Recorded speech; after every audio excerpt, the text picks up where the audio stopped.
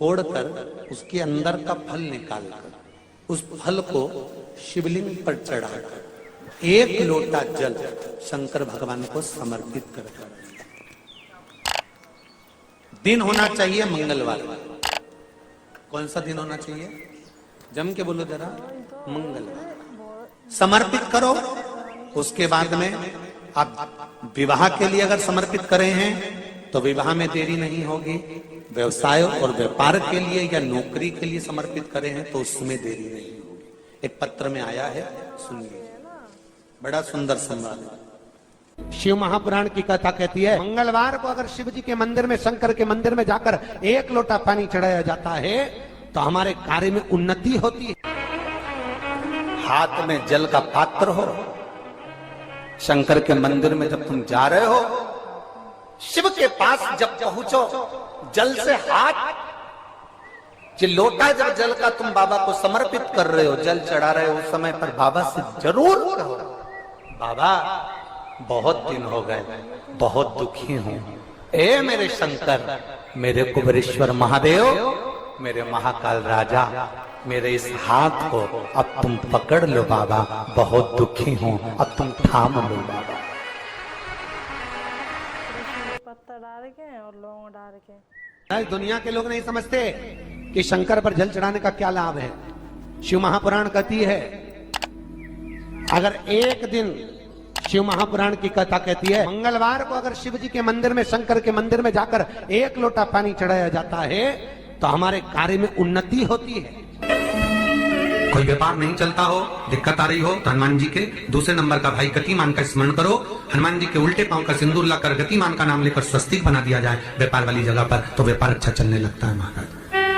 कोई व्यक्ति पैसा खा गया, नहीं दे रहा, बहुत परेशान हो गए, मांग मांग कर दे गए, नहीं दे रहा, हाथ जोड़ लिया, पांव जोड़ लिया, सब कुछ कर लिया, नहीं दे रहा, तो हनुमान जी के तीसरे नंबर का भाई रतिमान, रतिमान, गतिमान रतिमान, रतिमान का नाम लीजिए। पीपल के पत्ते पर लाल सिंदूर से जो व्यक्ति पैसा लेकर गया उसका नाम लेकर बहते हुए पानी में अपनी कामना कर रतिमान का नाम लेकर छोड़ दीजिए। 15 दिन में रतिमान ऐसी उतावली मानक मचाता है कि उसको हाथ जोड़कर वो खुद फोन लगाकर बोलता, भैया तेरा मैं पैसा लौटा दूंगा। रतिमान का स्मरण किया जाता है। रतिमान, ध्यान दीजिएगा, हनुमान का एक स्मरण, पंचमुखी हनुमान का एक भाव। महाराज, जैसे बहुत ज्यादा तकलीफ अगर व्यक्ति को हो गई है, बहुत कष्टमय जीवन चल रहा है, हार गए हर जगह से और तकलीफमय जीवन चल रहा है, तो पंचमुखी हनुमान का एक शिव महापुराण का और स्कंद पुराण का एक बड़ा सुंदर मंत्र है। उस मंत्र को आप सब एक बार हमारे साथ में बोलें। ओम नमो हनुमते रुद्र अवताराय सर्व शत्रु संहारणाय सर्व रोग हराय सर्व वशीकरणाय रामदूताय स्वाहा। बस इस मंत्र को हाथ में काली तिल लेकर, एक जौ लेकर और गूगल लेकर, थोड़ा सा उसमें गाय का घी डालकर, कंडे को या अग्नि को जलाकर इस मंत्र का 11 बार 21 बार जाप कर कर अपनी कामना कर कर छोड़ दीजिए। कैसा भी रोग हो, बीमारी हो, कष्ट हो, दुख हो, तकलीफ हो, 21 दिन के अंदर वो आनंद आना प्रारंभ कर देता है। इस मंत्र, स्कंद पुराण का, शिव महापुराण का ये मंत्र मूल पंचमुखी हनुमान सुख देंगे। और एक और चीज याद रखिए महाराज, यदि कोई काम के लिए जा रहे हो, कोई व्यापार के लिए जा रहे हो या नौकरी करने के लिए जा रहे हो और लगी नहीं रही, बहुत तकलीफ पा रहे हो, सर्विस ही नहीं लग रही, बहुत कष्टमय हो गया, तो निवेदन करूंगा 5 पीपल के पत्ते पर बेसन के 5 लड्डू घर में बने हुए, गाय के घी के 5 लड्डू रख लो। उस लड्डू के बीचों बीच एक आटे का दिया और उसमें तिल्ली का तेल डालकर इसी मंत्र का प्रयोग कर कर पंचमुखी हनुमान का किसी भी हनुमान के मंदिर में जाकर, दक्षिण मुखी हनुमान के मंदिर में जाकर उसको रख कर आ जाइए। इसके बाद आप उस काम के लिए जाइए, आपका काम सफल हो जाएगा। आपको किसी को नहीं कहना पड़ेगा कि हाथ जोड़ना नहीं पड़ेगा, किसी के पांव नहीं पड़ना पड़ेंगे, तुरंत काम होगा। बस इस मंत्र का स्मरण कर कर पंचमुखी हनुमान का भूतेश्वर जो मंत्र है वो सुख देने वाला। पूरे घर में वास्तु के हिसाब से केवल एक दीवार ऐसी होती है जहां पर हनुमान जी का चित्र लगाया जाए।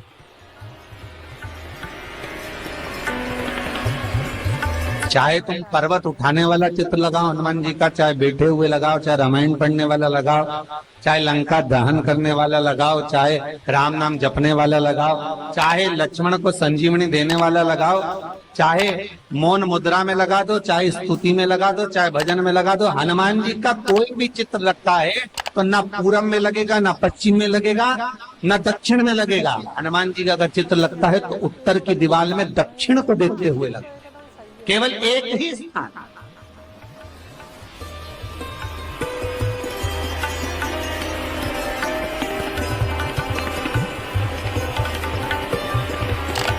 जैसे पूर्वजों के चित्र को, पितरों के चित्र को, गए हुए हमारे जीवों के चित्र को दक्षिण में विराजमान किया जाता है, उसी तरह हनुमान को उत्तर में विराजमान कर कर दृष्टि दक्षिण में कर दी।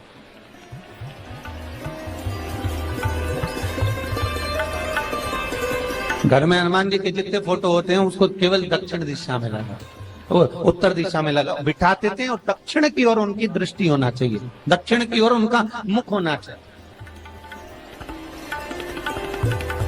क्यों महाराज? अगर व्यक्ति के जीवन में कोई बीमारी आने वाली है, व्यक्ति के जीवन में कोई रोग आने वाला है, व्यक्ति के जीवन में अगर कोई कष्ट आने वाला है, व्यक्ति के जीवन में अगर कोई परेशानी आने वाली है, व्यक्ति के जीवन में कोई एक्सीडेंट का योग भी बनने वाला है, तो शास्त्र कहता है वो दिशा दक्षिण से ही बनता है।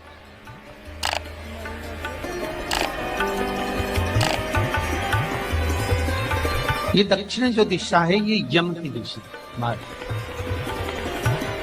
यहाँ संपूर्ण परिवार के साथ यमराज अपने आनंद में निवास करते। और जब हमारे घर में, हम ये नहीं कह रहे कि आप हनुमान जी का फोटो लगाओ, हम ये भी नहीं कह रहे, आपके घर में हो और आपने अगर विराजमान कर रखा है किसी दिशा में, तो हमारा तो निवेदन रहेगा, अभी तक आपने अगर जैसा रखा, पर एक बार दिशा बदल कर देखना कि रोग, बीमारी, कष्ट, दुख, तकलीफ में आपको लाभ मिला कि ना। हनुमान जी ने केवल दक्षिण दिशा की ओर अगर मुख कर कर हमने विराजमान कर दिया, फोटो ही विराजित किया। हम ये नहीं कहेंगे आपसे कि आप बाजार से फोटो खरीद कर लाओ फिर लगाओ, नहीं, आपके घर में हो तो आप लगा दें, आपके घर में हो तो विराजित।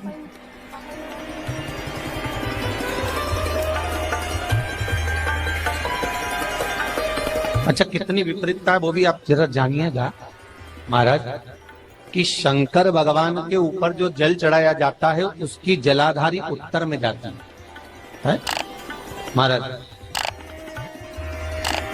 भगवान शिव का जो जल जा रहा है वो उत्तर की ओर जा, और हनुमान जी को उत्तर में विराजमान कर कर मुख दक्षिण की ओर कर। क्यों?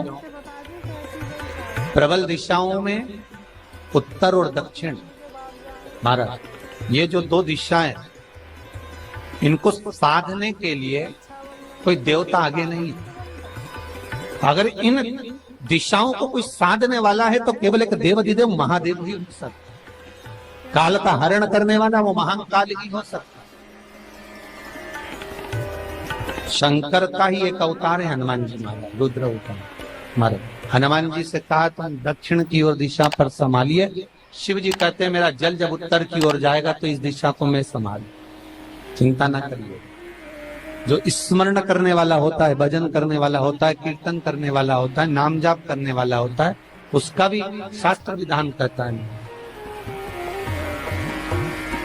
उसका भी व्याख्यान वर्णन करता है कि जैसे एक दिशा के रूप में हनुमान जी महाराज को विराजमान कर कर दक्षिण की दिशा पर हम विजय, अर्थात रोग पर, बीमारी पर, कष्ट पर, तकलीफ पर हम विजय प्राप्त कर सकते। ऐसा नहीं कि ऐसा कोई रोग नहीं जिसकी दवा नहीं है, पर जब तक भगवान की कृपा नहीं होगी तब तक कोई औषधि मिल सकती नहीं, कुछ प्राप्त नहीं हो सकता।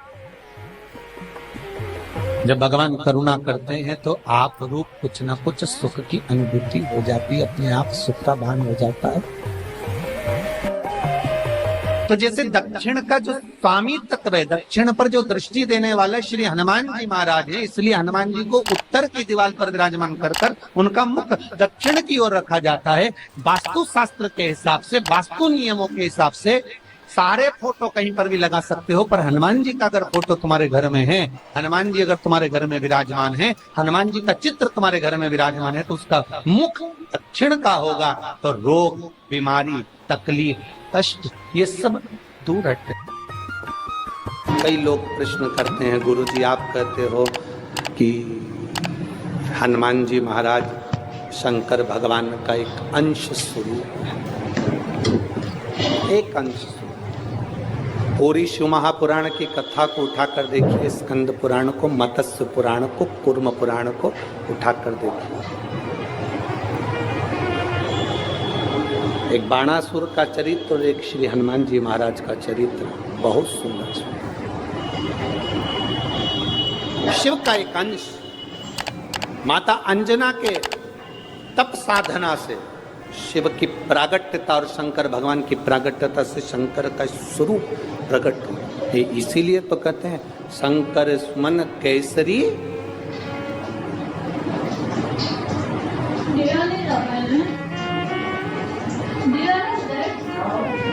शिव का एक स्वरूप है हनुमान जी।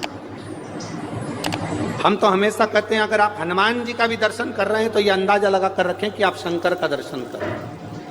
आप शंकर का दर्शन कर रहे हैं तो ये अंदाजा लगा कर रखें कि आप हनुमान जी का दर्शन कर रहे हैं। सब एक, कोई भेद नहीं, सब एक, कोई भेद नहीं। देवताओं, आप एक बेलपत्र, जैसे आप एक बेलपत्र कि ये दो जो पत्तियां होती हैं, जरा ध्यान देंगे, ये दो जो पत्ती नीचे की रहती है बेलपत्र, आगे का भाग एक बेलपत्र और नीचे की जो ये दो पत्तियां होती हैं, इन दो पत्तियों के ऊपर एक एक शमी पत्र। ये दो जो पत्तियां हैं, इन पत्तियों के ऊपर एक एक शमी पत्र और लाल चंदन ये रखकर कितना भी रोगीला व्यक्ति हो, रोग से ग्रसित व्यक्ति हो, जिंदगी में कितना ही दुख पड़ रहा हो, बेलपत्र की ये दोनों पत्ती जिसके ऊपर शमी पत्र रखकर, लाल चंदन रखकर श्री हनुमान जी महाराज और हनुमान जी महाराज के तीसरे नंबर के भाई श्री गतिमान जी। हनुमान जी कितने भाई हैं? 6। उसमें हनुमान, रतिमान, प्रतिमान, मतिमान, गतिमान, तो जो नीचे के क्रम में आते हैं श्री गतिमान जी, उन गतिमान जी और हनुमान जी का नाम लेकर जो शिवलिंग के ऊपर समर्पित कर देता है, रोग का निवारण होता ही है, रोग मुक्ति होती है। मंगल का प्रदोष निकाल कर रख लो कि मंगल का प्रदोष इस दिन पड़ रहा है, मंगल की त्रयोदशी तिथि पड़ रही है, प्रदोष व्रत मंगलवार का पड़ रहा है। और जिन लड़का लड़की को मंगल होते हैं, जिन कन्या और वर को मंगल होते हैं, केवल शंकर भगवान के मंदिर में जाकर चौमुखी दिया, 4 बत्ती का दिया आटे का, उसमें घी डालकर लड़की शंकर भगवान के मंदिर में मात्र 7 बार शंकर पे से उतार कर 3 बार स्वतः उतार कर शिव के मंदिर में रख देती है, उसका मंगल आड़े आता ही नहीं है, मंगल नहीं आता संग। मंगल प्रदोष व्रत का इतना महत्व है महाराज। जब जिस महीने में जो प्रदोष पड़ा करे, जब प्रदोष पड़े, बन सके 1 बेलपत्र, बन सके 5 बेलपत्र, शमी पत्र, हरे मूंग, हरा मूंग, बेलपत्र, एक कलश के अंदर थोड़ा सा पानी लेकर 1 बेलपत्र, हरा मूंग, शमी पत्र डालकर और उसमें थोड़ा सा गुड़ डालकर भगवान शिव का स्मरण कर कर प्रदोष काल में, मान लो कोई काम आपका बहुत जरूरी है, बहुत दिनों से आप थक गए हैं, नहीं हो रहा, कर्जा बढ़ रहा है, धन नहीं आ रहा, व्यापार नहीं चढ़ रहा, या कोई समस्या बहुत प्रबल है, कोई एग्जाम में बैठ रहे हो नहीं हो रहा, परीक्षा भी दे दी है, रिजल्ट आने ही वाला है, तो भी प्रदोष काल में, प्रदोष के समय वो जल मूंग, समीपत्र और बेलपत्र और गुड़ का शंकर के शिवलिंग को समर्पित करना प्रारंभ कर दो। 2 या 3 प्रदोष करोगे, बाबा आपकी मनोकामना शीघ्र पूर्ण कर देगा। शंकर भगवान पर चढ़े हुए जल जब नीचे की ओर आता है, जिस जगह पर जल गिरता है उस जगह पर मात्र एक दुर्वा प्रदोष के दिन अपनी कामना कर इस शरीर के सुख के लिए शंकर भगवान के जल गिरने वाले स्थान के पास में अवधूतेश्वर महादेव के नाम से रख दी जाती है, तो जिंदगी में कभी बड़ी बीमारी नहीं आती। उसी तरह जिससे रोग को समाप्त करने के लिए दुर्वा का प्रयोग किया जाता है।